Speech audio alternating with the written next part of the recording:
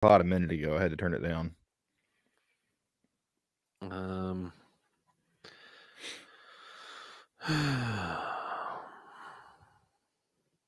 Wrong keyboard.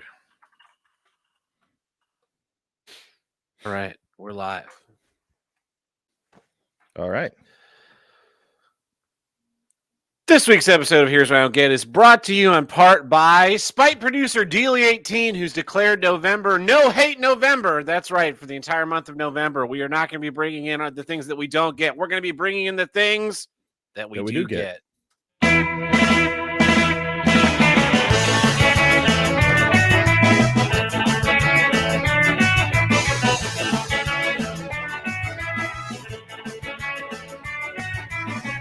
Hello and welcome back to Here's What I Don't Get. From north to south, east to west, the only intercontinental podcast to tackle all of life's toughest issues and now life's greatest pleasures. Oh. Also, the longest consecutively running podcast on the See You Next Tuesday podcast network. I'm your host, Tab Burt, here every week, and with me this week, the man, the myth, the legend, terrified beyond the ability for rational thought. It's Uncle Buck. Yeah. Sometimes I really am. I wore my Halloween costume on last week's episode where Joel's internet went out and we were no longer able to do the show via StreamYard. So he couldn't see you. No. So you're just sitting in your basement in a costume, kind of like I'm doing. You're sitting in your basement in a costume, recording a podcast for no reason. Yeah. Yep. Yesterday was Halloween. It's now November 1st. I hope all the year. I hope all you guys are out there staying strong. Working on the honor system. I meant to. I was gonna post the GIF from the episode of Seinfeld, The Contest, where Kramer walks in there and slaps down his money and goes, "I'm out." I was gonna do it like 12:01 a.m. Just start posting that in Discords, but then I was busy, out being social with people. Yeah, being a human. Yeah. It was a lot of fun. My boss won the costume contest. Say again?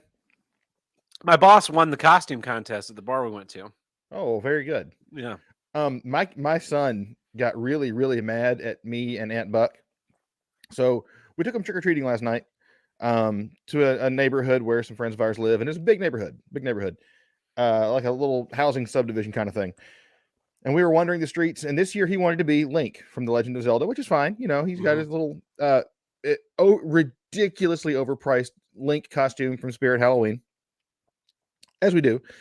And my daughter went as like a pumpkin, like just an orange dress with a smile on it, which is fine. Okay, whatever. And so Ian was really excited. He was like, "Man, everyone's gonna like really dig my Link costume." And I was like, "Cool." Last year, I've been building a Ghostbusters costume for God knows how long. And Aunt Buck got like one of the Spirit Halloween or maybe Walmart special. I think it was Party City Ghostbusters costumes. I got her a Spirit pack to put on. So we're walking around and like every time Ian would go to the door, people would be like, "Oh, are you Peter Pan? Are you Robin Hood?" And he'd be like, I'm Link. I'm Link from The Legend of Zelda. He's like 7, so he's like really getting mad. Did he start smashing everyone's flower pots? Yeah, he did. It was and stealing their rupees. And then everyone like was catcalling us from like down the street, like Ghostbusters. People would drive by playing the song in their car stereos.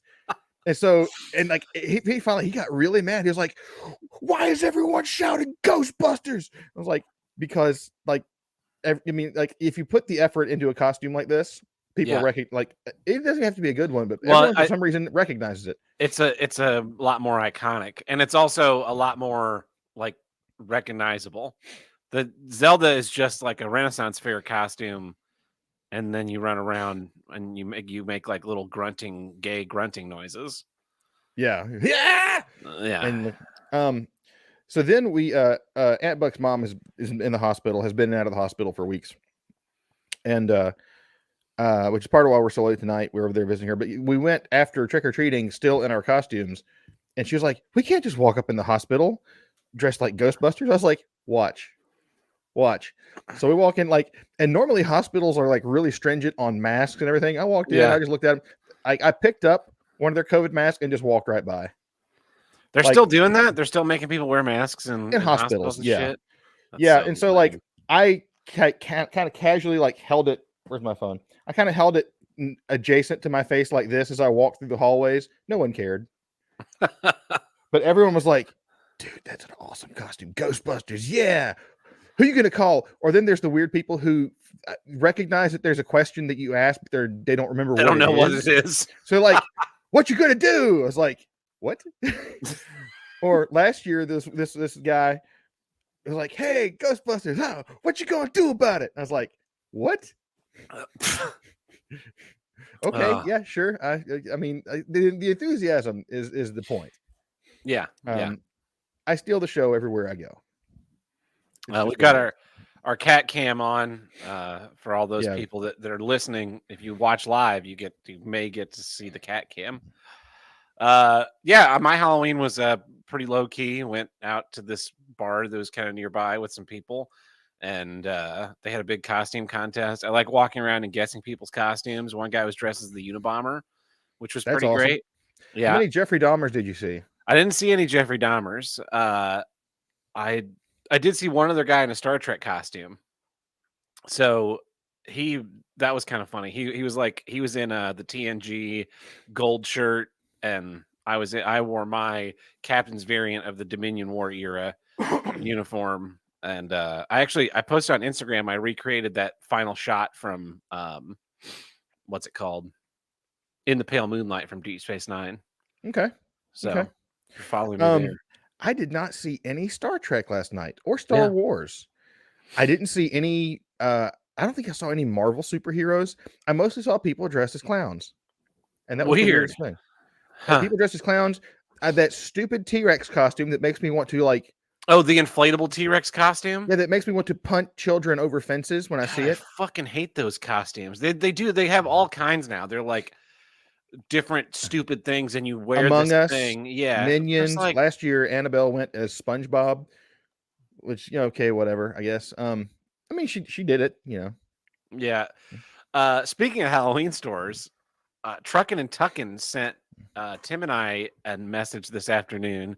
The Halloween store that Truckin' and Tuckin' and I worked for a year that fired Mhm. us after we built their haunted house. Like we finished construction on the haunted house, and then the next day we were fired. Uh, Wow. they Hopefully, went it out. burned down. Yeah, they went out of business today. They So are it closed. figuratively burned down. Yeah. They at one point the owners sold the company to another guy, and then they just came back and forced him out and took it back over, and now they are kaput. So fuck you guys. They had a fire sale which consisted of making everything 50% off. So that's So cool. yeah, that was a very satisfying bit of news to receive today. Yeah, it's always very satisfying to watch a former place of employment that did you dirty just completely get what they got coming to them. Yeah. What they got coming to them. That that's a theme of mine this week. Not for me personally, but for someone I care a lot about who got done dirty. So Yeah. you know who you are if you're watching. I Hopefully have not. no idea what he's talking about. Well, No, you anyway, don't. I haven't talked to him about it. It happened today. anyway, I think that's enough for a catch up. Are you ready to? So this month of November, by Spite Right? Producer request, we are doing No Hate November. It's going to be a month full of positivity and giving thanks. And so we're not doing issues, although I do think there'll probably be some good ranting and raving. So Potentially. we're going to be talking about do gets. I think it's a great idea. I'm really looking forward Yeah. to it. And let's see if people can like figure out the theme of my do gets over the course of the month. So, like pay close attention. Okay. Buck, what is your do get this month? All right. Here's what I do get. There's no sound effect. Apparently sound effect's not working. Okay. Blue, blue, blue, blue, blue. Running water. Mm. I do get running water because I didn't get running water for a couple of days there. And man, that really sucks. So as many of you know who follow the show or care about me at all, we bought this house back in 2020, and it was an elderly couple that had it. The house was built the same year I was born, so it's a 40-year-old house. And a lot of the fixtures were original. like the gold shag carpet that we had to tear out. The wall paneling you see behind me is definitely original to the 70s and 80s. Like that is no joke. That's straight up original. But a lot of the water fixtures were original. And we you could go through and update them, but that involves hiring a plumber, and you have a certain budget that you have to operate in. Yeah. Especially when it's like purchasing a house, there's you get the big things and you kind of polish in the other changes. So I'd already had to replace one sink faucet about a year ago. I did it myself because you can just go buy a sink faucet, do whatever. That's not so bad. I know how to turn the water off at the road. I know how to do all that. So our shower was the style where it had the hot handle and the cold handle, and in the middle was the handle for turning on the shower, right? Yeah. And I've got one better for you. This is my setup. I have the hot handle and cold handle, right, for the tub, and those come together with a center point that's where the water comes out. Mm-hmm. But then there's a handle on the wall, and the handle on the wall just turns the shower on. Yeah. And there's no temperature control. So the way you control the temperature is you turn that handle on, hot and water, and then you turn the tub of the opposite of what you want. Like, oh, this is too cold. Let me turn the cold water on, shooting down into the tub, so that what's coming out of the shower head. So it's a huge waste of water, but it doesn't matter because I have no water meter. So okay, so I was mistaken. I was thinking it was one of the things where it actually diverted all of the water, and so then what you had to do is just be like, oh, the shower's too cold. I will turn the cold water back so that more hot water comes through, or I'll turn the hot water up, which is what I was doing, right? So I had these little metal faucet handles, and I would turn the hot all the way on into the tub. Then I would turn the cold on to get it to the desired temperature. Then I would turn on my Bluetooth speaker so I could listen to music and podcasts while I was in the shower because I'm bougie like that. And then I would turn on the shower handle, and it would make this god-awful shriek. And you could always tell when someone's taking a shower in my house because it sounds like a mech or something. This horrible shrieking noise from all those handles. We'd already had trouble out of it once where the hot water got to where it wouldn't turn off. That was like 6 months ago. So this guy that goes to my church, he's a plumber. We asked his advice. He was like, let me come by and take a look at it. Let me come back to, like we'll get, I think I can find that style still. It's an old style, but I think I can find one, and I'll just, I'll swap it out for you. Pay me for the parts. Don't worry about the labor. It's like, a church thing. So I'm like, okay, cool. If there's ever a favor I can return for you, let me know. Fine. 6 months later, the cold handle that's already been replaced, does it again. Just sporadically one night, shower's working fine. We noticed the shower pressure is kind of getting a little low, and I'm thinking, okay, get some CLR, clean the shower head, whatever. Then one day this cold just won't turn off at all.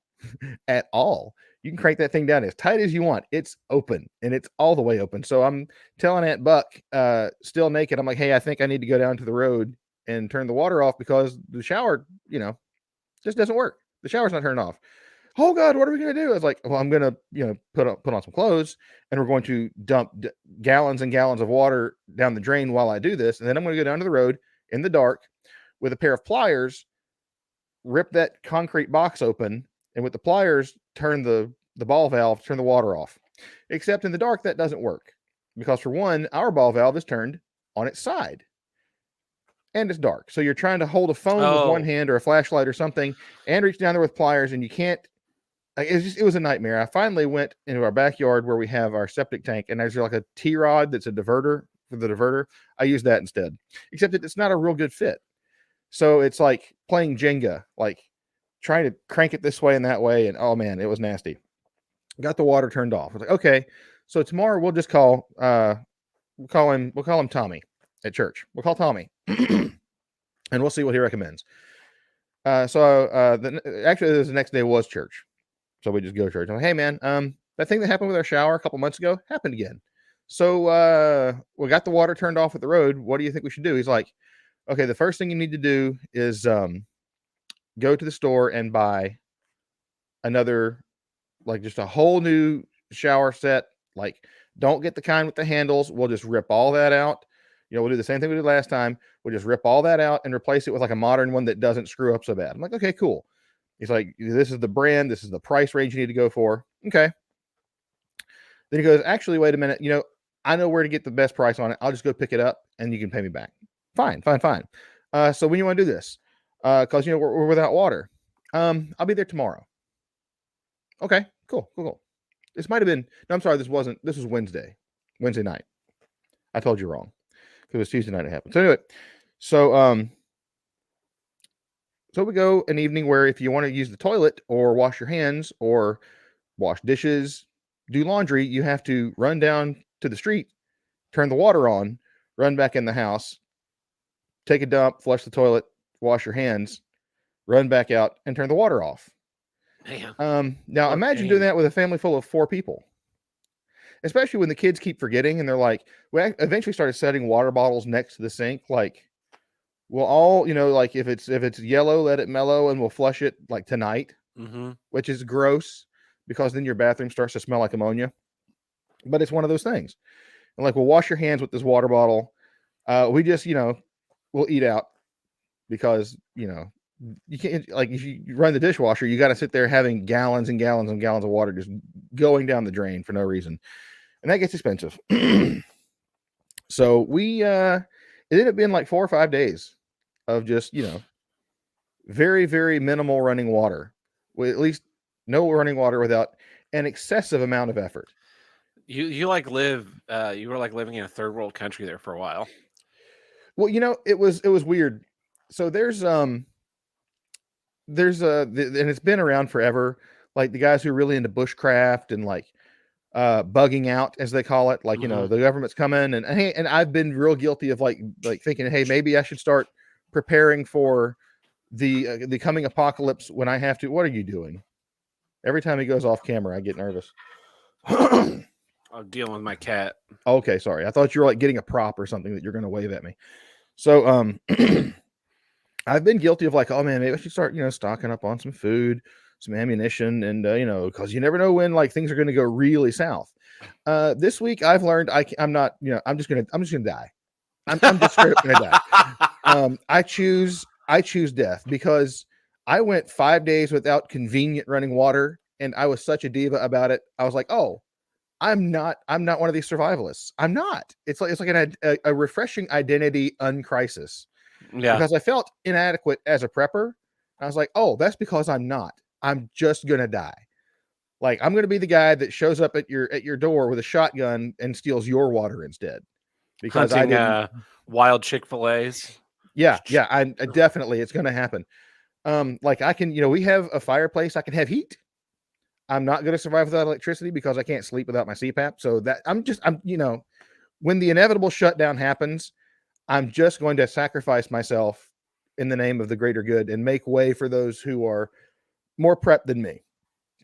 Because the thing that's weird to me, and maybe it's no, it's not the age of your house because my house is a lot older than yours. My like I'm in my basement, right, and all my plumbing runs through the basement, so I can like see the pipes out in the other part of the basement, and there are like connection points. Basically, every time it goes up into like the kitchen or the bathroom or wherever, there's a valve that I can just turn that section off. That would be real convenient. Work. Yeah, and I'm like, why is that not standard everywhere? Because then you'd just be like, the shower's broken. Let me turn off the shower, and the whole rest of the house is fine. Well, the reason is because valves leak. Yeah, but that it basically like saves you from having to do everything, and you can just do the one little thing. Yeah, that would have been real convenient. I would have been super, like the first time when it was the hot water handle and I could just turn off the hot water heater, and then it would like drip, and we like turn off at the box, so you don't blow your house up. That would have been fine this time, except it wasn't. It was just gallons, and it was like full force cold water all the time. Yeah. So eventually they did come. He sent some of his guys while we were at work. We left them a key. We showed them how to get to it. And they came and ripped out the wall in my kitchen. Oh, to get to the valves behind the wall. Well, it was 2 rooms over. Oh. So I come home and I'm like, okay, I'm going to have this. And apparently there is like a pipe they needed to get to somewhere. So when we bought this house, the other thing that came with it was one of those geriatric walk-in tubs. Mm-hmm. that we don't use because it's full of mold from the elderly couple that lived here. Have I ever told the story about what Yeah, happened the first? you did. It was super gross. Yeah, all the flakes of garbage coming up out of Yeah. See, what I so- don't understand about that story is that, like, when we moved into the house that I lived in North Carolina, we had a jacuzzi tub, and the first thing we did was filled it up above the jets, poured in about a gallon of bleach, and then just let it cycle for about 2 hours. Well, so here's yes, Mr. Kill Everything. That's I have children. We all just unless I miss something. Sounds like you were over tightening your valves when you close them. Yeah, well, I have a 7-year-old son who likes to like climb. So when I went to inspect the valve that wouldn't close, it was bent. So I think he was jumping on it, honestly, or hanging. And I'm not exaggerating about that. So I lost my train of thought. Or all the yeah. So when we got the tub, and we had gone through a process. I wasn't there for the process, right? I was doing other things in other parts of the house. I was sick because we were pulling up carpets and breathing that crap in, which I recommend you don't do. So my father-in-law told us he cleaned the tub out, and I was like, okay, cool. And he's a guy who knows how to clean things. Like he's very meticulous cleaner. And so part of me just assumed that meant the jets were cleaned out and we were good until I found out they weren't. And that's not on him. He just didn't think of it. He's thinking about he cleaned out he bleached the tub. He bleached it out, washed it out. So when I got in the tub and turned the jets on, and all that mold and human excrement started shooting out of the jets, that was really gross. So they had to tear out the wall behind my stove in the kitchen to get inside of that tub, its plumbing, to get to the shower in the other bathroom. So it's like this pipe dream maze of around corners and under things. So I come home expecting my nice new shower installation, and instead I find my stove in the middle of the kitchen floor. No dude there. They had left. A hole in my kitchen wall that I was unprepared for, and I mean the shower fixtures were there. I was like, oh well, that's good. And then it took like a couple hours for them to finally show back up, which they didn't have my number. I'm not going to blame them on it. They were actually out getting parts they needed. They eventually showed back up and fixed it. But go ahead. So my dad and I, we got hired a couple of times to install tile for people. And we did like this bathroom in some house that someone was trying to sell, and we did someone's backsplash. I think we did some other stuff. But one of the things my dad instilled in me was when you go do a job like that, when you leave, you wanted to leave it better than you found it, so that people walk in and it's like you were never there, but there's tile now where there wasn't before.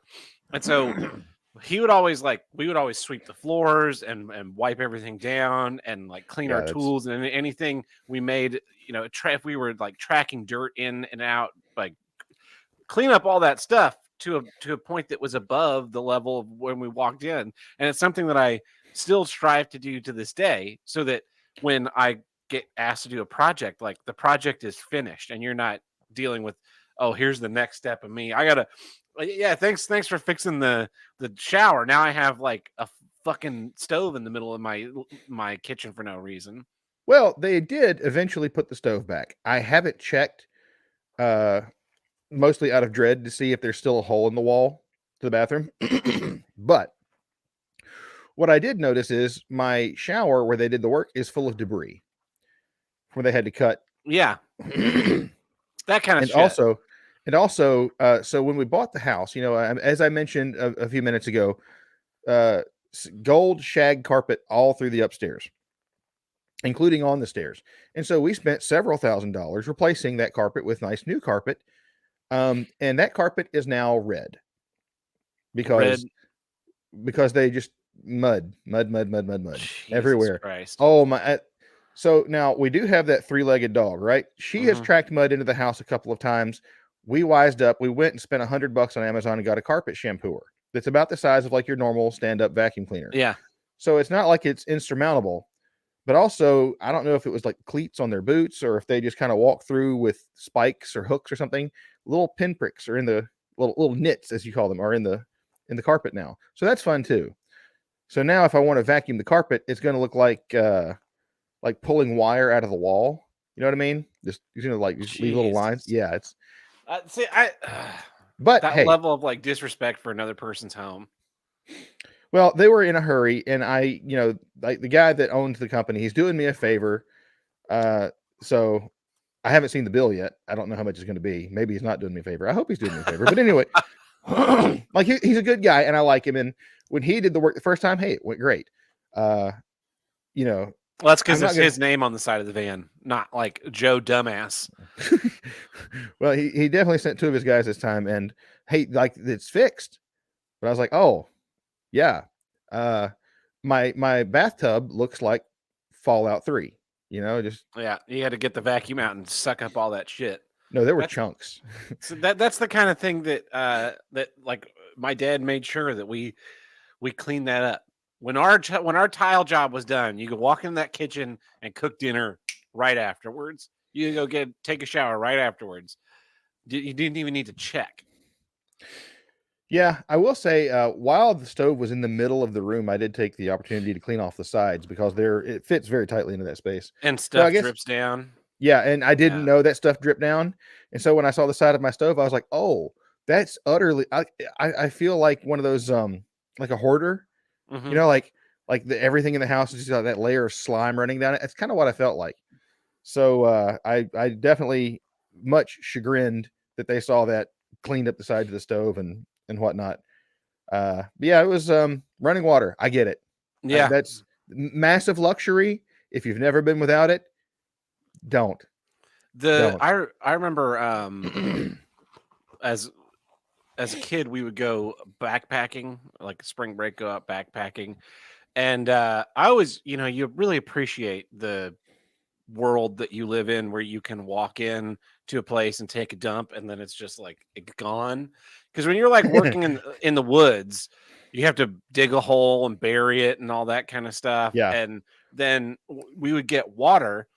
The first year we were using iodine pellets to make our water potable. So we just get like stream water and then you put iodine in it, you let it sit for 30 minutes, and now it's like it won't kill you, Yeah. basically. Or you can boil And- it. Yeah, you can do that too. But then the next year, someone brought this little hand pump that would hand pump pure, clean water out. And holy shit, was that a game changer? Yeah. And then a few years ago, I got one of those Life Straw water bottles, and you could basically put anything in there. You could put Dr. Pepper Motor in there, oil, yeah. and you drink out like clean, clear water that didn't have flavor or any of that kind of stuff. And that was a great water bottle.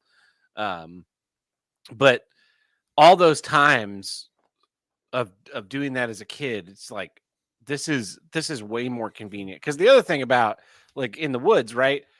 So you dig a hole, to bury your own shit, and then you wash your hands in like stream water with a bar of soap. Like, is this just a net loss? Like, I know someone up this river like peed in it earlier, Maybe. so I'm probably rubbing my hands with pee water to clean Someone my else's hands.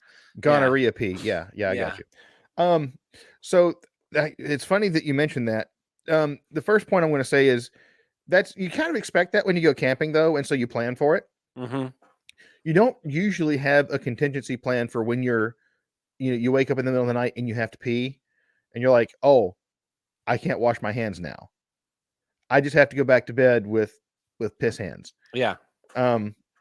So that's one thing. It's funny that you brought up camping, though. There was a story from several years ago.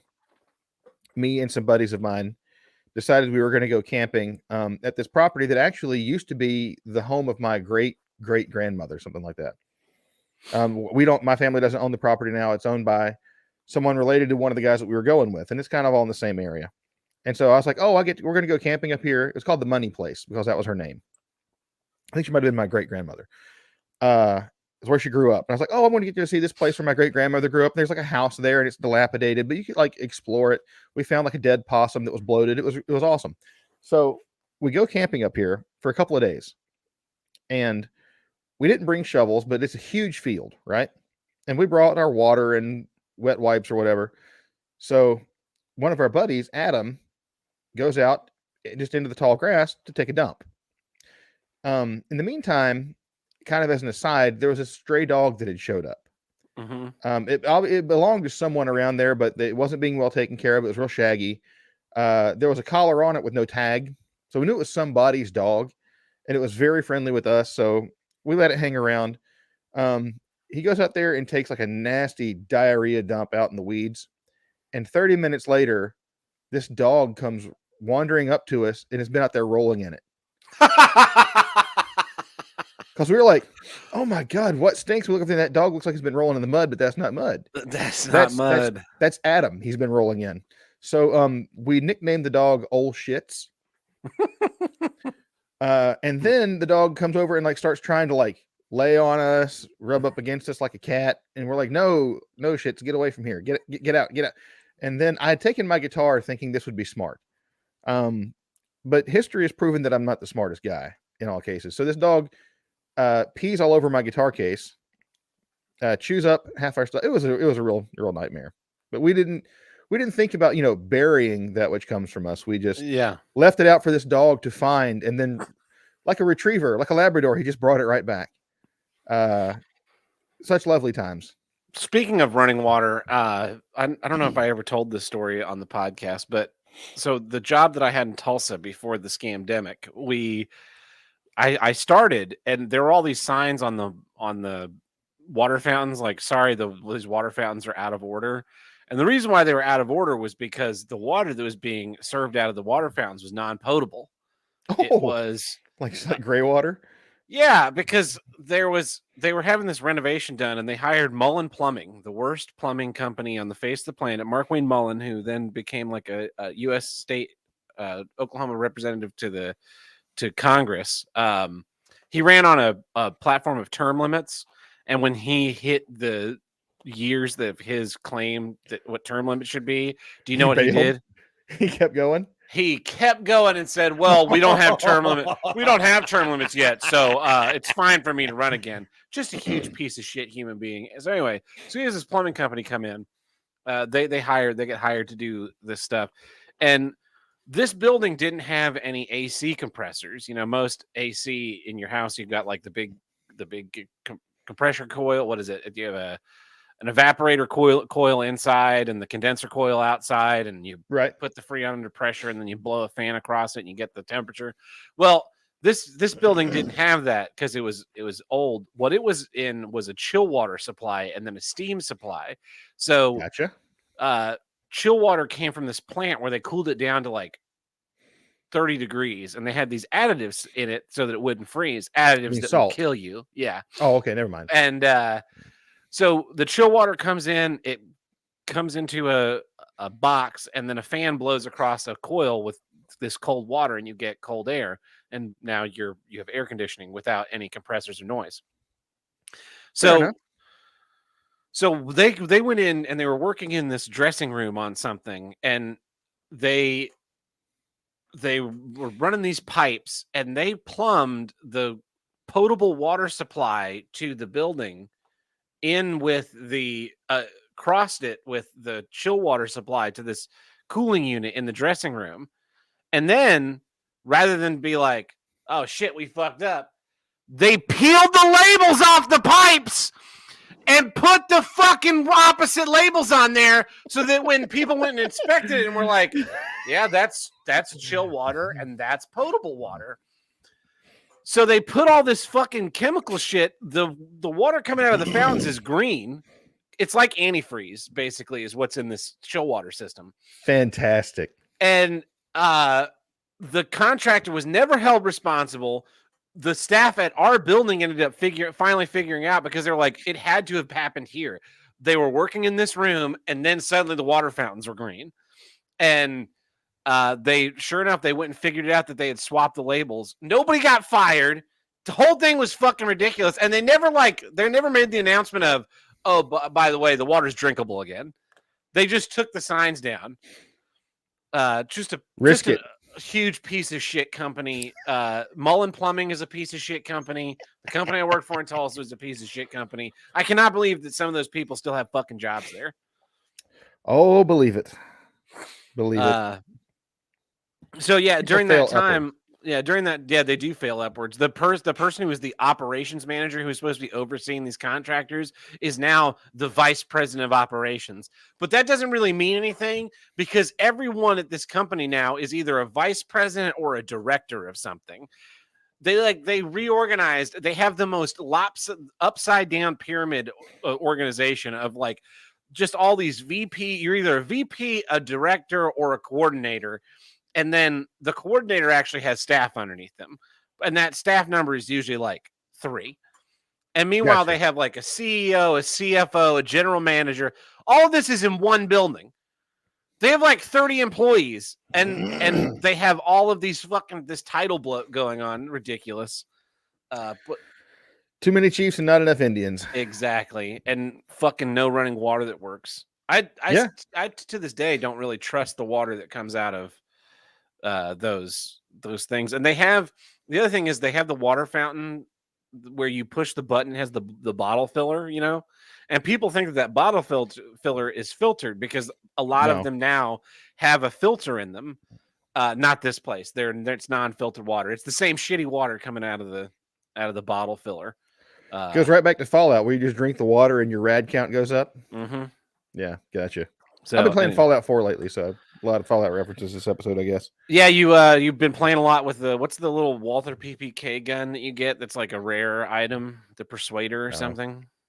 No, I've been I don't know. I just started over and I was like, you know what? I just want a combat shotgun that kills everything. I did a run where I played with like 10 luck and 0 everything else. Nice. And so the game got really zany really quick. It was a lot of fun.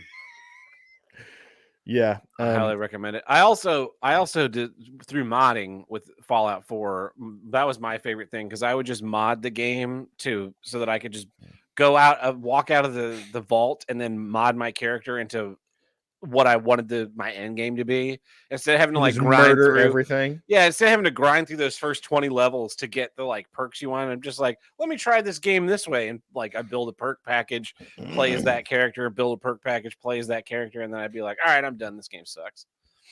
Yeah.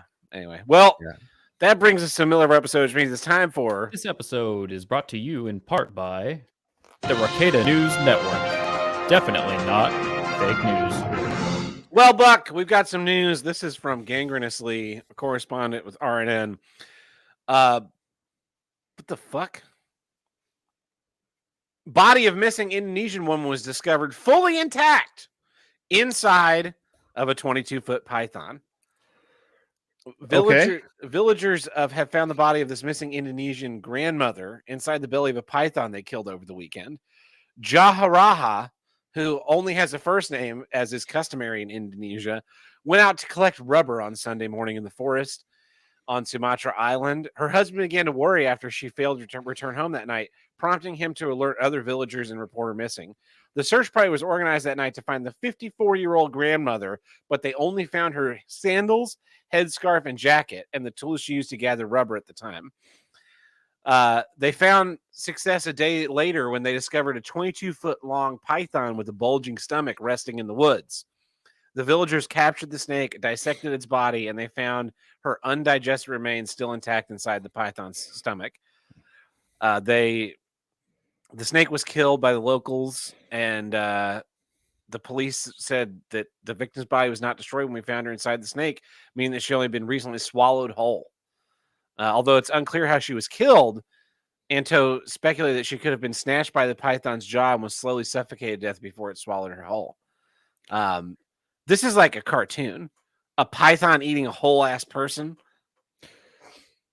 What immediately went to my mind was grandma went out looking for rubbers and just got a python, you know? Ba-doom. Yeah. So, how do you get eaten whole though? Like that's well, so pythons, I mean, they can get pretty big. And you said it was what, 20 something feet? That's a pretty big snake. And they can get as big around as my thigh, and that's pretty big. So it's kind of like Komodo dragons, except they don't eat you whole, right? Like this thing is big enough to take you out, and it will if it decides it's hungry enough. And so if it gets a hold of you, you can put up a struggle, you can do whatever, but eventually if it gets its way all around you, it'll suffocate you to death, and then they just unhinge their jaw and gulp, gulp, gulp. Yeah, apparently this is a constrictor, so it probably crushed her to death and then ate her whole. Well, constrictors can also suffocate you. I mean, Yeah. it's like they crush you to the point where you can't breathe. Yeah, So it's that's man, that's like there's a meme. I mean, it's a cartoon thing for you like have a snake crawling around and has like a whole ass moose sticking out of its sides. kind of like a Wile E. Coyote hole in the wall. It's like the shape of the person standing up. Kind of like Yeah. that episode from Aqua Teen Hunger Force where that snake eats Master Shake, and he's like, "Let's get it drunk so it'll puke him up." And then an hour later, Shake's drunk, and he's like, "It smells like a brewery in here." Yeah, no, that's horrifying, but I can see where you're coming from. If it were a cartoon, though, they'd cut it open and she'd just like pop out and be fine. Yeah, she'd be fine. She wouldn't be dead. I've got one here from Dad Cucks. Maryland home buyers are distraught after finding strangers living in their new house and refusing to leave. The You're couple gonna leave. expected Tuesday to be the day they would close on their home in Prince George's County, Maryland. Instead, they are still working on finding a means to clear out squatters. They're definitely having that feeling they're just so distraught about the whole thing. They're almost in that place of not wanting to move forward.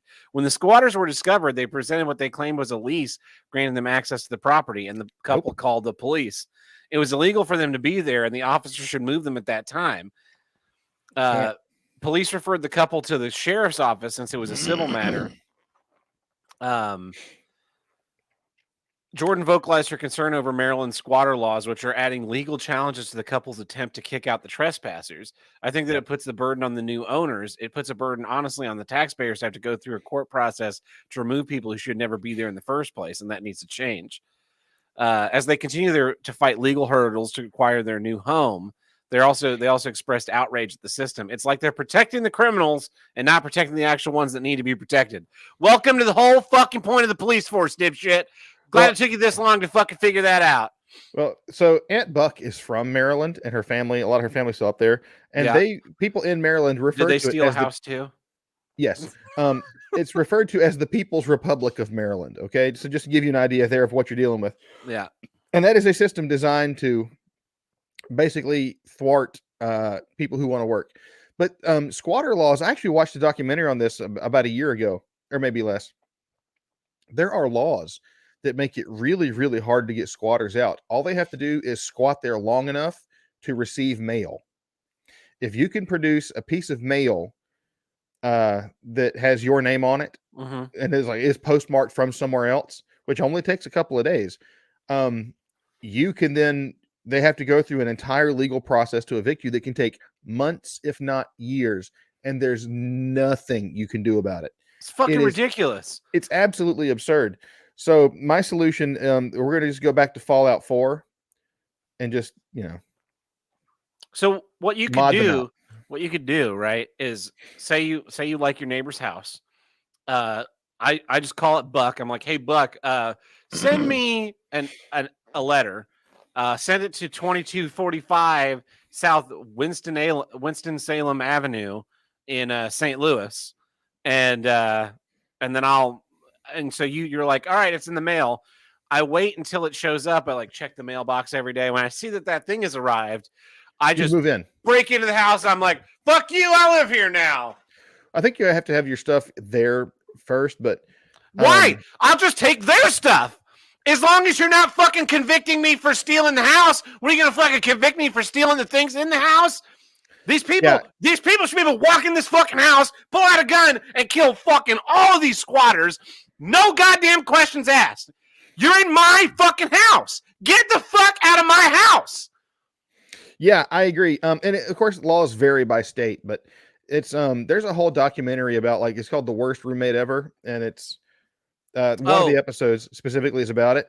And it's like, there's this dude that kept doing this. He would be like, hey, I want to be a roommate here. He'd show up, he'd pay rent for like a month, and then long enough to get his mail there, and then he'd just stop paying rent. And they'd be like, well, you're not paying rent, and you're also like a creepy serial killer a-hole. You got to go. And he'd be like, nah, I'm not going anywhere. Me and my dog, who destroys everything, are just going to live here forever. And he would be mean to people, and it was like he'd get violent. It was really nuts. Yeah, the in Chicago this happens where people will move into a place, they'll pay like first month's last month, not pay month rent for a month, because in Illinois, or for a year in Illinois, if you can't evict someone until they haven't paid rent for a year, and then they get to the end of that year, and rather than deal with that, then they move out having not paid the rent and go do it to some other poor schmuck. And people go like, landlords are bad, landlords are bad. Like, well, when you have fucking people like this. Well, landlords get screwed a lot. Like, Yeah. I'm not going to defend crummy landlords, but like, I know a lot of people who have like bought a property, like they lived in a house, they bought a new house, and they just rented out the old one. And like the amount of absurdity you have to deal with to do that almost makes it not worth it. Especially when you have like all of a sudden you're basically canceled. Yeah. For utilizing your own resources. It's Well, absolutely insane. It is insane. And speaking of not of utilizing your resources, I've got a story here from Norway. I kind of want to go to Norway. It's like on my list of places outside the United States I want to visit. A man in Norway is sparking outrage on social media after he was sympathetically interviewed about his decision to begin identifying as a disabled woman. On October 28th, the Good Morning Norway's aired an interview with Jorund Victoria Alm, a 53, an able-bodied male who now identifies as a disabled woman.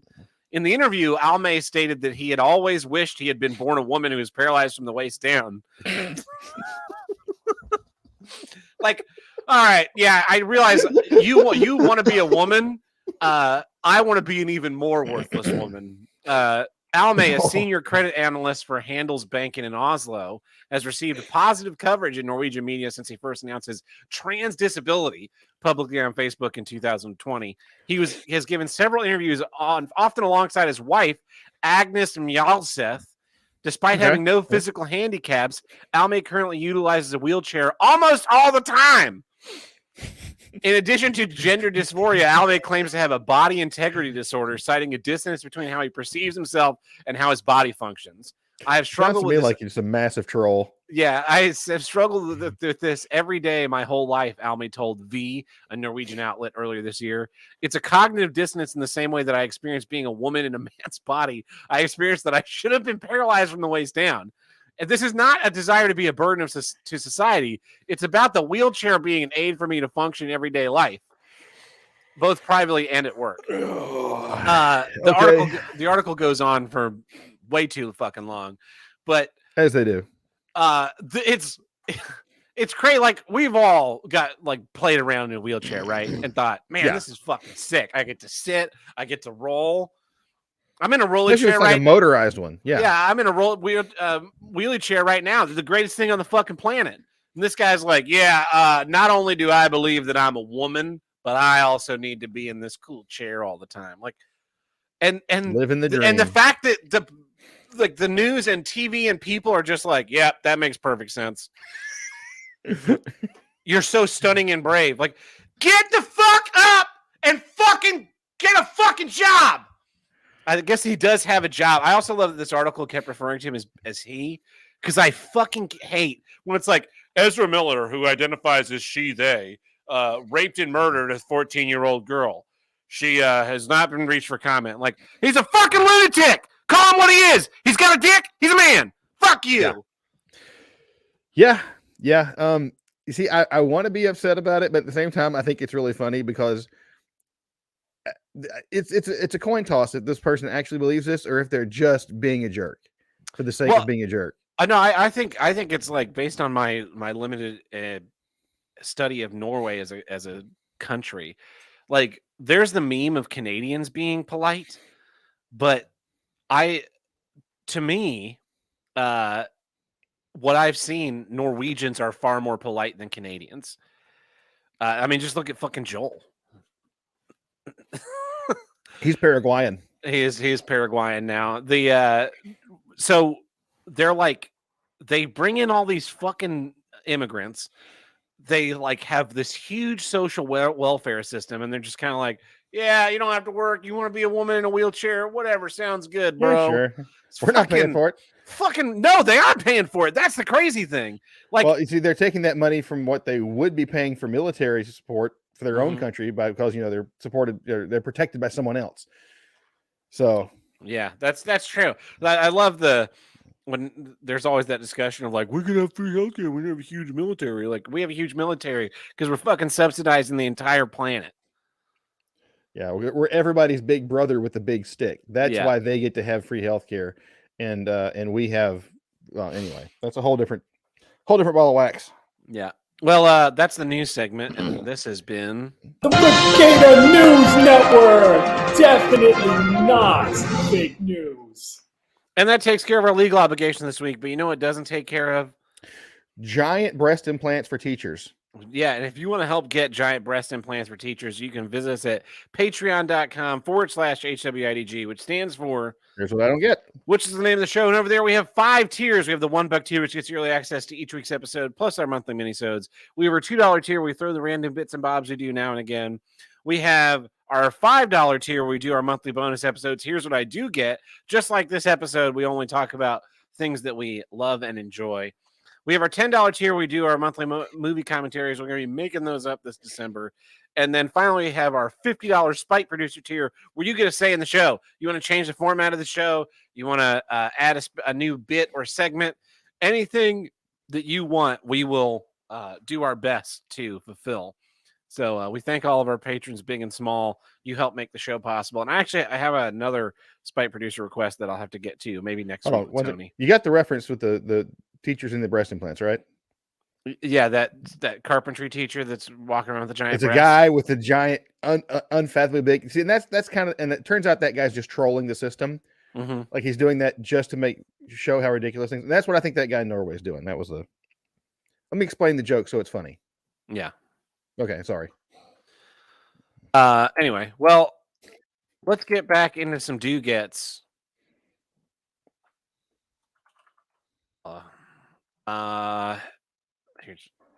Here's what I do get. Star Trek Voyager. Okay, I'm on. I enjoyed it. Star Trek Voyager was it's actually the only series that I watched in its entirety in syndication, in its original first run syndication. Deep Space Nine, I was kind of late to the game too. TNG, I was late to the game too on account of not being alive. Yeah. And then Enterprise, I bailed on in season 3. Because it sucked? Because it sucked. Fuck, season 3 is such a fucking bad season of television. Which season was it that ended with like a cataclysmic event? Like the timeline being destroyed or something? I can't remember. All of them. The season 2 ends with like Earth being attacked by this space probe, and that's the whole impetus for season 3 being this long, dark, miserable arc. Okay, so I must have not seen season 3 because I don't remember that. I just Yeah. remember like after like the cliffhanger at the end of one season, I was like, you know what? I don't care. But anyway, Star Trek Voyager. So in a lot of ways, Star Trek Voyager was like my first Star Trek, and I also a lot of people hate it. People hate Voyager. Voyager gets hated on all the time. They're like, it's not good. They have all these bad episodes, and they're like, it has Threshold, the worst episode of Star Trek ever. Like, no. Worst episode of Star Trek ever is Shades of Grey. Okay. It's a clip show. It's fucking terrible. Voyager is, to me, better in a lot of ways than TNG, because TNG is like, oh, we're being attacked by the Romulans. Remember the Romulans? Oh, we're in a little thing with the Klingons. Remember the Klingons? You know, it's very, we're bringing back Bones. We're bringing back Spock. We're bringing back Scotty. A lot of fan service. Yeah, there's more fan service. There's more like, it's very small in its scope. And don't get me wrong, Voyager didn't do everything great, but and it could have been better. I think the original like team, the creative team that started it, they wanted to do the things that people complain, because they're like, they went into the Delta Quadrant with only 100 torpedoes, and over the course of the series, I counted because I'm an autistic retard, and they fired 500. They fired 137 torpedoes. How did they do that? They built more torpedoes. They have replicators. They have fucking they're like, that's their stock. They got the materials to make more torpedoes. They made more fucking torpedoes. They had 7 shuttlecraft and they blew up 11 shuttlecraft. Shut the fuck up. They built a whole new spaceship at one point during the fucking season. Twice. They built the Delta Flyer twice in that show. And like, oh, they have a... Who gives a fuck, man? Stop fucking counting things like a fucking lunatic. It's a TV show. Yeah. Eat The popcorn. Enjoy show. The writers Consume wanted... product. Yeah, the writers wanted the like hallways to be filled with hydroponic gardens. They wanted the model of the ship to like have little bits added onto it. They wanted the sets to change over the course of the series. But then the fucking studio people were like, "Well, if the fucking ship looks different every week, how are people going to know they're watching Star Trek?" Because when the show starts, it says Star Trek in great big fucking letters right there at the beginning. Welcome to the show, dipshit. Like. Studio executives have always thought that audiences are too fucking stupid to live and breathe. They think you're sitting there on your sofa at home, just like mouth agape, just like, what show is this? What show is this? Like people that, for the most part, people that watch shows back in the days when you actually watch television, when it was on, not like I'm gonna go watch Cobra Kai now. You know, it was Wednesday. It was like Wednesday was Law and Order night. It's Tuesday. Tuesday's the night we watch Star Trek. It's Thursday. Thursday's the night we watch the sitcoms on NBC. Like people had shows they watched in a time slot, and that's what oh man, I got to choose between watching Lost or watching Big Brother, or whatever was on the other fucking channel. Unless you had a VCR. Unless you had a VCR, yeah. Or instead of like, well, I'll catch it in reruns this summer or whatever for the lesser shows. They seem to think that people were just like, they turn on the TV and they just be like, all right, I'm watching this now. All right, I'm going to change channels halfway through the show because I'm a fucking lunatic. No, people know what was on. They fucking put a TV guide in with the newspaper every Sunday. Fucking get it together. Well, some people would hop back and forth between shows. My dad famously could not stand commercials, which I get. I can't stand them either. Mm-hmm. He would watch a show until the first commercial came on, and he would just abandon the whole channel. He was like, I'm not watching that. And he would like flip to the next channel that didn't have a commercial on at that time. And he'd watch the next 5, because, you know, the commercial breaks always kind of line up. Yeah. He'd watch the next 45 seconds of that show until the commercial break came on. He'd be like, I'm not watching that. And he'd switch to something else. Yeah, that's the thing. It's like that channel surfing. They all know, and they fucking, the commercials are always on. Even on the radio, it's like, there's a commercial on this channel. Let me change radio commercial. I guess I'll fucking go back to the original channel then. Yeah. Eventually he would just give up and put in the VHS tape of The Man from Snowy River again. That was like his thing. Like after he would like rage quit TV, he just watched cowboy movies. So he was ahead of his time. He was. It was brilliant. Just mute the TV during your commercial break. Mr. Kill Everything asked, was Enterprise the one that came out around 2007? It came out like in 2001. Yeah, it was 2001 to 2004. Yeah, because I remember recording Over Mortal stuff, and the guy, my cousin who owned that studio, was a huge Star Trek fan. I was like, "Hey man, are you watching the new Star Trek?" And he's like, "Oh, you mean Enterprise?" And he was like, "Yeah, it's good." And then turn to crap. Yeah, but back to Voyager. Yeah, back to Voyager. I really liked Voyager. Because they were in the Delta Quadrant, we had to see like new alien species all the time, and people will be like, "Yeah, but they did all that shit with the Borg."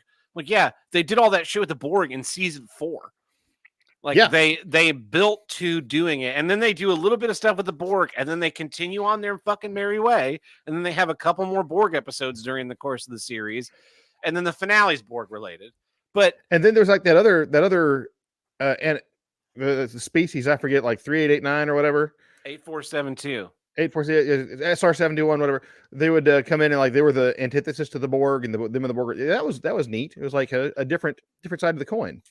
Yeah, exactly. And then, but like the show had a lot of interesting characters. Like Chakotay was the story of Chakotay, because they were like, we're gonna put a Native American in the show, and then they hired this like Native American consultant who just made up everything. I liked how instead of doing drugs, he had this little thing you put on your head.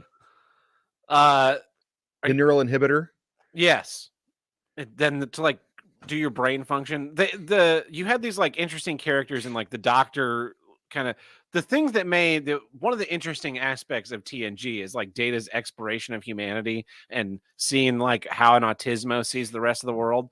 And Yeah. they did that. They kind of did those same kinds of stories with more characters in Voyager. You had like the Doctor Neelix, who had to Look kind at the of Doctor. learn to become a more. He had to exceed like his parameters of being. He was just supposed to be this like emergency thing, and he becomes Go this, beyond himself. yeah. You had like B'Elanna has to learn to embrace her like Klingonness and put aside like all her rage and hate and become like a team leader. You have Tom Paris who's trying to like gain face back after doing a bad thing in the past. Yeah. First duty. And then like these characters were flawed, but they weren't flawed by being just making them bad. Like that's the way every flawed character now is They just like weren't unlikable. an asshole. Yeah. And they all had their like quirks and they all had to learn and grow, and they built relationships with each other. And even Was like Tuvok, he has this like huge dark past. I think Tim Russ's interpretation of Vulcan is a great character, and it was like so it felt very pure as Star Trek. And then as Deep Space Nine ended, like a lot of the writers from TNG went over to Voyager, and then Deep Space Nine ended, and those writers went to Voyager. And so it had these people that had been writing Star Trek for 14 years by the end of its run. Yeah. That were kind of making something that you could watch and enjoy. And then the other thing to remember about Voyager is Seven of Nine. She's got I was going to bring that up. a great set of tits. Mm-hmm. And if it weren't for Seven of Nine on Voyager, Donald Trump would not have been elected president. I just like the fact that she really pissed off Kate Mulgrew. Yeah, apparently they hated one another, and they like Oh, made it was all bad. of these fucking episodes with the two. The one thing I will say about Seven of Nine in that show is that when she gets added to the show, it really starts to become the Seven of Nine Janeway show, where there's just all these episodes that are focused on them, and to the detriment of the other characters. But like there are still fun episodes in there. There are bad characters too. Like Neelix is a bad character. I fucking hate Neelix. He's like a weird. People call him a pedophile because Kess is too. But like it's a species that only lives for 6 or 7 years, and until she lived to be what 14. No, she only lived to be like 5. She dies in a later season. She gets written out in season 3, and she comes back in like season 7. And she's old. I remember that episode. And she's old, yeah. And she's like trying to stop Kess from being on Voyager, and by giving the Voyager over to the Kazon. And then anyway, I just remember she had to come back as a villain, and I thought that was a really bold move. That was a really cool move that they like. You don't see that in other. Like Thomas Riker, right, is introduced in the episode of TNG, and then he comes back in an episode of Deep Space Nine, and he's like he's not as a bad guy, but he's definitely an antagonist in the story, and it's a nice little payoff of that character, but you had to watch 2 shows to get it, and of course everyone did, but. Whereas, like, if you just watch that show from beginning to end, it was cool to bring that character back. And her character was interesting enough. She didn't really fucking have anything to do. But Neelix was awful. I don't think he was a pedophile because her species only grows to be 5 or 6 years old. When you're 2, you're basically fully grown. Yeah. Why Neelix is reprehensible is because he's obnoxious. Annoying. Yeah. There's a great episode where Tuvix? No, not Tuvix. There's an episode where Neelix dies. He gets like struck by a bolt of lightning or some shit and dies. And then they bring him back to the ship, and Seven of Nine is like, I can save him with nanoprobes. And so she brings him back to life, and he wakes up and he's like, my heaven wasn't real. I was supposed to see my family. I was supposed to see all these things, and none of it was there. It was just darkness. And then I woke up, and he has this like whole crisis of faith and wants to kill himself, and you're just like, come on, Neelix, do it, Neelix. And then he's like freaking out, and Naomi Wildman like calls him on the intercom, and she's like, Neelix, I need you to read me a bedtime story. And he just puts aside all of that shit because he has like responsibilities and things that he has to do. He has people he has to be there for. And so it doesn't matter what's going on in the next life if like he can make things work in this one.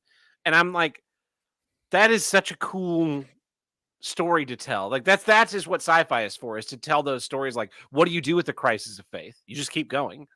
That's all you can do. And make the world that you're in as best as you can. And so it's just not, I feel like it's underrated. People hate on Enterprise because of the theme song. I think Enterprise is a way worse show than Voyager was. And as they continue to churn these shitty shows out one after another and just ruin character after character after character, like the tide of classic Star Trek just keeps getting higher as far as like, look at the content they were able to create. Look at the stories they were willing to tell. Sure, there's one episode where they turn into space salamanders and they leave a bunch of babies on a planet. It's a fucking weird episode. There are a lot of fucking weird episodes. There's an episode of Deep Space Nine where they get trapped in a board game. I remember that. Like Jumanji. Is that good or bad? Yes and no. Better and worse. Up and Alan down. Moraine, Move Along Home. There's an episode. There are episodes of Star Trek The Next Generation about Deanna Troi. I mean, awful. And then there are episodes where her fucking mom shows up. And here's another reason why Voyager may be the best series. Majel Barrett Roddenberry is not fucking in it. She fucking shows up in Deep Space Nine as Luxana. She's all over fucking TNG as Luxana. By Voyager, she was fucking dying. And she was not in that show at all. It's fucking heaven. I'm surprised they didn't find a way for her to like show up and just fucking ruin shit with her. In somebody's dream or something. Yeah. Just such an obnoxious woman, that the Luxana Troi character. And another thing about Star Trek Voyager is they have a kid character, Naomi Wildman, little kid wandering around the ship. She's like learning science stuff from Seven of Nine. She's like, Neelix is her godfather. She wants to be the captain's assistant. And like most of the time, kids characters in shows are just obnoxious. And she's actually, there's an episode where her mom is lost on an away mission, and she's doing this holodeck simulation, like a kids bop, but in the holodeck, where this fire monster attacks this magical forest and kills Flotter, who's a water like spirit. And she's like, that happens, and her mom's missing, and she's dealing with all this stuff. And it's actually like a really compelling episode for an episode that's about a child. Yeah. Like they made so many episodes about Wesley, who's basically an adult, and he is just the fucking worst. Well, so is Will Wheaton. So that's true. I mean, he's an absolute train wreck of a person. Didn't Seven of Nine end up adopting like a bunch of Borg kids towards the end of the show? Yeah, they find all these Borg kids on a cube that's been disabled, and they take them back to Voyager. They end up finding where the kid's like home planet is, and then one of them, Icheb, they find his home planet. They give him back to his parents, and you find out that his parents put a virus inside of Icheb and sent him off to go get assimilated by the Borg, and that's what disabled the cube. And then Icheb is like, I don't want to live with my parents. I want to go home with you guys. Icheb applies to be in Starfleet. He's like an interesting character. And then they put him in Picard for 10 seconds, and they just fucking they horribly tortured him, and then they fucking executed him. And you know why? Because the actor that plays Icheb's a fucking Trump supporter. Yeah, makes sense. Man, any Star Trek basically after Voyager was garbage. Yeah. The movies have been garbage. The show has been garbage. Refresh my memory. Wasn't like a significant portion of the crew actually Marauders in the first episode? Like Chakotay, B'Elanna. So the inciting incident of the series is that Chakotay is a Maquis raider, and Voyager is sent to go capture him, and both ships get thrown in the Delta Quadrant by the caretaker array. The Maquis ship ends up being destroyed, taking out something, and they're all then integrated into the crew on Voyager. So like B'Elanna, Chakotay, Seska, and then there's a couple other like minor characters that are all Maquis people. that have to like learn to live with Starfleet and adopt those things and get an inexplicable pardon for being terrorists. Yeah. Well, there were a lot of mistakes were made in the Delta Quadrant. Let's put it this way. Janeway is probably considered a war criminal on a lot of planets on that little path. Yeah, I mean, it is what it is. Yeah, we want to send another mission back into the Delta Quadrant. Janeway, are you interested in commanding that? Oh, fuck no. No, I can't talk to any of those people anymore. No, that bridge is burned. Yeah. I don't know. It was a unique show. Like it was. I remember. Go ahead. Unlike Deep Space Nine, where Deep Space Nine is like all these little mini arcs, and there's really this long. There's a lot going on there. It's kind of in the one place. That show, it should have evolved. Like I don't disagree. I wish that the ship had like started having little bolt-on things. I wish that maybe they had been a little more lax and that they're not wearing the Starfleet uniforms all the time. I wish that they had hydroponic gardens in the hallways. But if I just like picture that in my head when I watch the show, I'm like, this show would be way better. But I still like this show that I'm watching right now. Well, it was good TV for the time, and I haven't watched it recently, but I do remember. So I was in high school when it came on. I remember enjoying it. Of course, my mom was a huge Trekkie when I was a kid. So I remember watching it. I remember enjoying it. And then when I was in I want to say my early 20s, and I was out of school and I was working a job and I'd get home late, it would be in syndicate like reruns. And so like between that and Frasier and like Conan O'Brien, I would have my noise in the background of other things that I was doing. And I remember watching most of it again at that point. Yeah. It was good. It was like, okay, Star Trek's on. I remember this episode. This is a cool episode. I'm gonna listen to this while I'm like playing guitar or whatever. Yeah. And I think it gets unfairly chastised for its couple of like bad episodes. And it's people pretending that all the other shows don't have bad episodes. Yeah, I mean, there were bad episodes in the original series because they took risks with the stories, and when you take risks, you're gonna get a couple bad ones. It happens. Yeah. So anyway, that's my do get Star Trek Voyager. In a lot of ways, it's my favorite Star Trek show, more so than any of the others. So, that's it. That's my last do get. That's our last do get for this week's episode. So until next time, I'm Tab Burt. I'm Uncle Buck. Catch you guys next week. Bye-bye.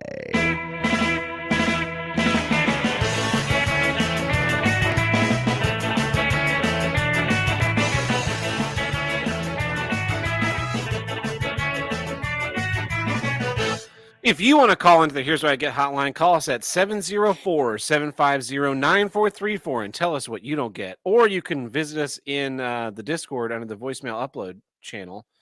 I've got a voicemail here for you that was called in a couple weeks ago. Hi, Buck. Hi, Tab. I'm calling because this is Player 4. Calling because nobody ever calls in on the Buck episode. So I thought I'd say, what's up, Buck? And I don't know. I guess I just asked for a story that didn't really fit into the show. Maybe you could tell us something interesting. You're an interesting guy. What funny thing happened to you, or enraging thing? Preferably enraging. Goodbye. I have all sorts of enraging stories from work. With that, or should I don't know. I don't have anything. I wasn't prepared. You've caught me on the back foot, man. At work, I used to run this machine called a palletizer. And I got off of it for a long time, and then I had to get stuck back on it, training people. And then when people are out, I have to cover it again. And it's really infuriating. One of the infuriating things is you rely on other people to provide things that you need. So I needed a certain brand of trailer at the door to load. We're running really, really, really hard. If I don't have this trailer at the door in like 5 minutes, I'm going to be putting product on the floor, which means I have to move it twice when the trailer does get at the door. So I text my switcher and I'm like, hey, I need this trailer at the door. And 30 minutes go by and the trailer that's there, the loaded one, goes away and nothing comes back. And I noticed the other switcher, that kind of like the new guy, was the one that pulled it away.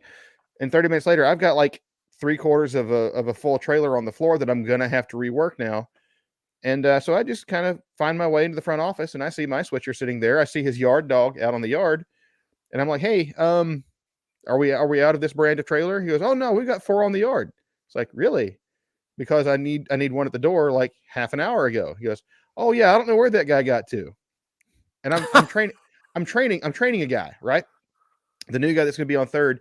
I'm stuck back there training him the second half of this week. So we finished the conversation, and I turned to him and I'm like, hey, so what did you notice about that conversation? And he goes, I noticed that guy is sitting there on his ass with his truck on the yard and 4 of those trailers that we need, and he's not doing a damn thing about it. I was like, very astute. What else did you notice? He goes, I noticed he threw his underling under the bus. I said, very, very smart. Now, what does that tell you about this guy? And he goes, that tells me that guy is a bitch. And I was like, yes, that is what you need to take away from all of this. Everyone is miserable. That's a quick learning curve on that. Yeah. I mean, I don't know, man. I used to have all sorts of radical stories, but what do you do? Yeah. I haven't had anything that made me a rage. This week has been, we had a show that loaded out on Sunday. I've been changing the theater over for the next show. And I expected it to take, I expected us to be there until 11 o'clock Sunday night. I expected us to be there until 6 yesterday. And I expected us to be there until 8 today. And we were finished with everything by about 2 o'clock today. And we left at 9:30 on Sunday, and we left at 5 yesterday. So like we've been sailing through this, and the only credit I can give to it is that, in like the last time I've had to do this same call structure type thing, I only had myself to supervise the crew, and this time I had 2 other people to help like supervise the crew and organize and break into projects, and so we just like blasted through all of it. It's been really great that it wasn't this huge stressful ordeal. Yeah, I don't know what. Oh, I did know what non-stressful work was like there for a little bit. I do have one other funny story about work. This one's even funnier. You're gonna like this one. We have a quality manager who showed up about a year and a half ago, whatever. Okay, gal, whatever. But some things started going south at the plant, and she came under a lot of scrutiny. And without diving into a whole bunch of stuff, she was under a lot of stress. So I was back in the receiving where I just pushed a button and trucks unloaded. And there were some other things like unloading rail cars or whatever. But one of the things we had to do is test certain ingredients for certain toxins. Okay, fine. We have a little laboratory there. It's not hard. So when I end up leaving that area to go on to my other duties, apparently I was the only person working out there who actually knew how to run this one particular test. The guy on second shift, like I've trained this guy that's going to be the replacement out there, but this one product that we do this one test on only comes in like once every 2 weeks. So I only got to train him for 4 days. That's kind of ridiculous. So I'm training this other guy back on the palletizer. The second shift guy is supposed to be finishing his training, and the second shift guy's never run this test. So all of a sudden I get a phone call from him. He's like, hey, what are you doing? I need you right now. I'm like, what's wrong, dude?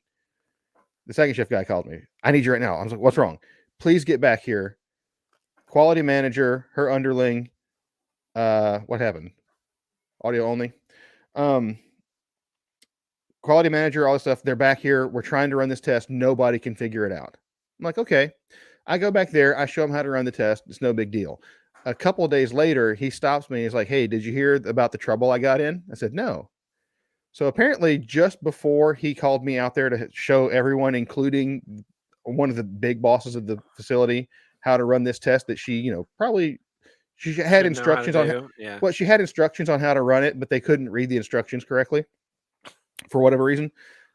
He goes, yeah, so I kind of got in a lot of trouble because while they were out there trying to teach me how to run the test and they didn't know how to run it, I told them this was like the blind leading the blind, and they got him for verbal assault. Motherfucker. And according to him, when he told her this is like the blind leading the blind, you have no idea what you're doing, her phrase or her response to him was, why do people keep saying this to me? Don't get me wrong, you're an idiot. She's a nice gal. I think I have a lot of thoughts. Yeah. But yeah, at that moment he got in trouble because he hurt her feelings. Like that is straight up exactly what happened. Yeah. Yeah. Why do apparently she got mad enough she kicked the door. I don't know that hearsay. It's what I was told. So yeah. So that's another funny story. Sorry, continue. Anyway, cool. I've got a couple more voicemails here. What's up, Tab? Matt from Minnesota here. Hello, other guests. I'm not sure who's going to be this week. It's me. Chaco, maybe? I think that's who's up on the rotation. Anywho, Swing and a miss. I just want to say, Technically, he was right because this was from last week, but we didn't do Oh. voicemails last week because I had no way to get the soundboard into the call with Joel. Gotcha. thanks for releasing all this bonus content this week, because with Carl fucking up New York, sorry, I'm at work, so I'm doing shit while I'm talking to you.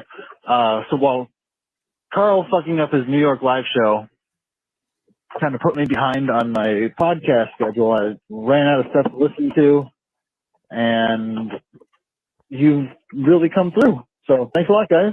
Have a great day. Peace. Yeah, no problem. We need to get together with Tim and do some more of that.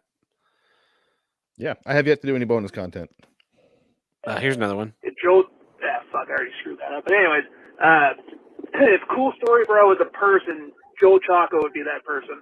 I fucked that up. That sounded retarded. Sounded better in my ass, but fuck me. Cool story, bro.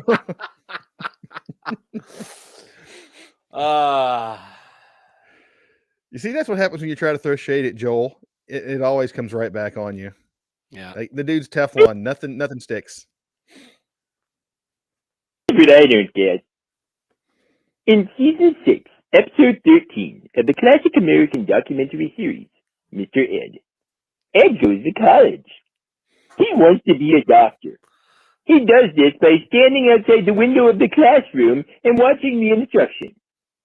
He even goes to a surgery being done, puts on his mask, and watches until blood makes him faint. Later, he opens an unlicensed medical clinic in the garage. He treats chickens, and goats, and cattle, and elephants. Here's what I don't get, though. In their scene in the bedroom where there's Wilbur and Carol, Wilbur ain't hitting that. I mean, she got them to be the TV. You ever watch Mr. Ed? When I was a child Yeah. in reruns, like when I was taking a bath and it was on Nick at Night. Should Wilbur have been hitting that? I can only half understand him. I guess. Sure, why not? Here's what I don't get. Why are Tab's locks so hard to open? I stole your keys from the past 3 weeks. None of them worked. I tried to hit the door. It didn't work. I went and got a hammer. I tried to destroy the door. It didn't work. I got this lock picking set for Halloween. It didn't work. I tried everything. I've been down there for 12 hours and it still hasn't opened. What locks are these? You change them every day? It doesn't make any sense.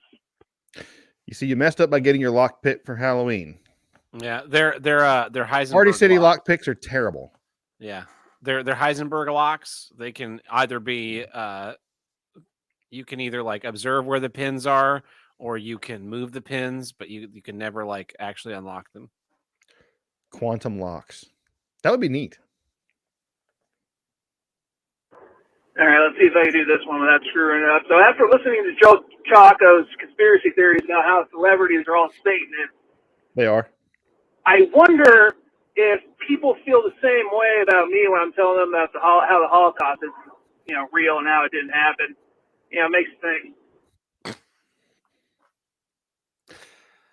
So here's the funny thing. I'm still on YouTube. Yeah. So I was listening to this episode kind of late. It was like 2 days ago. It might have even been yesterday. And I got to Joel's issue and I'm listening to it and he held back a lot of things.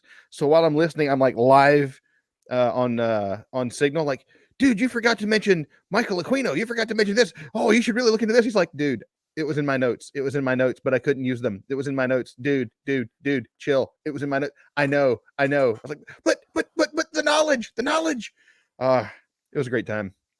Yeah, that was a rough episode to get through with the losing the internet out there. But we managed to do it. I like that was kind of cool. Well, you see, he lost internet because of the globalists.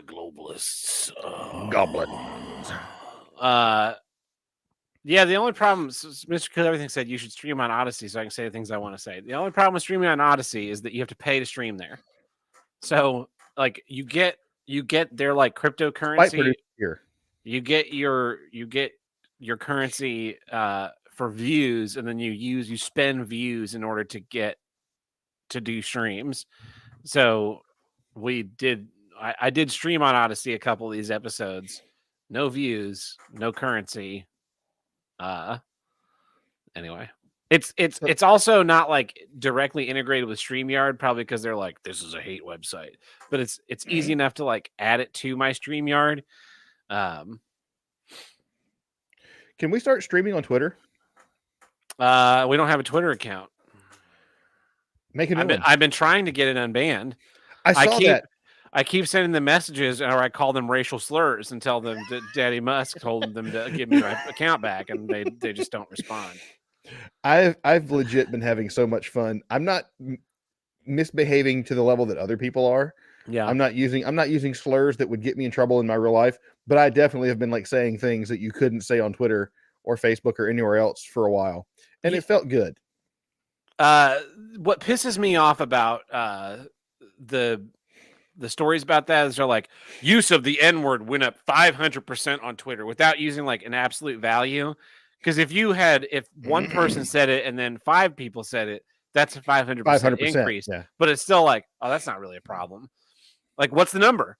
Did we go from saying it 1 million times to 5 million times? That would be like 6 million times of saying that word. And I just don't think you could say it that many times in that such a short period of time. That's all I'm saying. There's a lot of letters in there. Even if you were at the keyboard 24 hours a day, just typing and typing and typing and typing and typing, I don't think you could say it 6 million times in just a couple of days. Maybe, probably not even in a few years. Yeah, you'd have to have. The math doesn't work out. It doesn't work out. Yeah. Here's It another really makes one. you think. Here's what I don't get. Talking about fucking Godzilla movies. Oh man, this is fucking ruining your podcast. Please, if you're going to do the gabbing about Godzilla bit, just tell us how long it will be so at least I can skip forward to the end. Otherwise, I'm not going to bother listening anymore. Thanks, guys. Bye. You need a certain music or sound that plays in the background while you're doing that segment, so you can just skip forward every like 10 seconds at a time until you stop hearing the music. That's a good idea. We should do that. Then I can do that in StreamYard easily when I switch over to this other brand. If you're watching in StreamYard, I have this whole thing set up to be gabbing about Godzilla at a moment's notice. Yeah. For everyone listening, Tab asked me if I wanted to gab about Godzilla tonight, and I was like, yeah, but I've never watched any. So I'll talk about them. You have to watch it. There's a it will be uninformed. It will There's be uninformed, and I will make a complete ass of myself and everyone involved, but I will do it. Yeah, it's there's a whole format. Anyway, the point is, like, we did the gabbing about Godzilla for spite. So the spite's been done. We bookended the pod fading of another Godzilla podcast. Fucking Tony went out for Halloween dressed as me yesterday. I saw that. By the way, fucking identity theft. And he's like, no, I'm a failed YouTube streamer. I'm like, that's a fucking Mad Cuts costume, and you know it. Oh, that's pretty funny. Yeah, that's pretty funny. But hey, that's a compliment to a certain degree. It is. No, it was like when I saw it, I was like, I never really thought that I would ever be costume worthy. This is great. I love it. Yeah. So anyway, like, there's no one going around dressed as Uncle Buck. I can tell you that much. Not yet. Although, every time I drive a forklift, I go like, I'm Uncle Buck. I'm Uncle Buck. And everyone goes, what does that mean? Like, yeah, there's weird stories about. So I used to wear like the hat that John Candy wore in the movie Uncle Buck, that the fur hat. I used to wear that at work. No, when it was because I cold. haven't seen any John Candy movies. Because John Candy should have been ground into fucking meat by his parents. Talk I mean, about you're not wrong. fucking unfunny. Yeah, you're not wrong. But and I've actually never watched the movie Uncle Buck. But you see the pictures, and so I was at work one day, and it was after we had started doing the show, and I was wearing that, but I had on like a MAGA hat underneath it at work because we could do that at the time. And so my supervisor comes up and goes, "Oh, I see you're wearing the Uncle Buck hat," and I was like, "How did you?" This is before anyone at work knew I was doing like, because that was back when you still couldn't say that kind of stuff and stay employed, right? Yeah. So he goes, "I see you're wearing the Uncle Buck hat," and I was like, "How did you hear that name? How did you hear that name? Tell me now. What do you know? What do you know? And do I need to look for another job? Tell me now. Tell me now." He's like, "You know, the John Candy movie." I was like, "Oh my God." Oh, okay. Where did you hear that name? Where did you hear? Yeah, I was like, I had this moment of like, oh no, my internet antics have caught up to me in real life. Yeah. So Anyway, yeah. all right, we have one last voicemail from Andy this week. Here's what I don't get. Signs that lie to you. So the other day, I saw a sign that originally had said prevent on the first line and child abuse on the second line. But some good Samaritan had come along and painted over the PRE in the first word. Well, I've been having a rough day, so I thought the sign saying vent child abuse was a very good idea. Now I have a court date. Okay. Yeah, I can see how that would work. Yeah. We should probably disavow abusing children. No, I'm pro abusing children. Okay, just so we're clear. Yeah. Your kid is a piece of shit, just like you, and you need to hit it so that it will stop being a piece of shit to everyone around it. I know Should you have haven't that on the- you haven't seen the new Halloween movie, but the beginning of the new Yeah. Halloween movie, the the one Corey that you guy kept getting wrong. Yeah. kills a kid inadvertently, and like you're watching the movie, the kid's a piece of shit. So when the kid gets killed, you're just kind of like, thank God. It's like in The Dark Knight when Rachel gets blown up. You're just like, this movie just got 10 times better. Well, she was hideously ugly anyway. So I'm guessing you had that like in that episode of Breaking Bad where what's his name? The psychopath, the young psychopath that Todd? Todd. I couldn't remember his name. Todd turns around and like smokes that kid in the face. Did you just like did you have that reaction when you saw it? Like bang! I could just see you doing that. I like to laugh at inappropriate times during shows. So yeah. Well, that's it. Those are our voicemails for this week. Thanks everybody for listening. Join us again next week. No Hate November continues. Tony will probably be here. He's probably the one that's in next week. I mean, he's like scheduled. You just have to hope that the timing works out. I mean, to be fair, it's the same way with me. Well, oh yeah. We were gonna do it yesterday, and then it was like right before we were gonna record, I got this text. It was like, "Hey, we're going to this like bar and has this big party if you wanted to come out." And I was like, "Yeah, I would love to go to a Halloween themed event rather than sit in my basement like a weirdo talking to a fat guy in a Ghostbusters costume." Yeah. I mean, I get it. Now, for me, scheduling is always really hard. So, thank God for little miracles. Yeah. Well, until next time, everybody. We'll see you. Peace.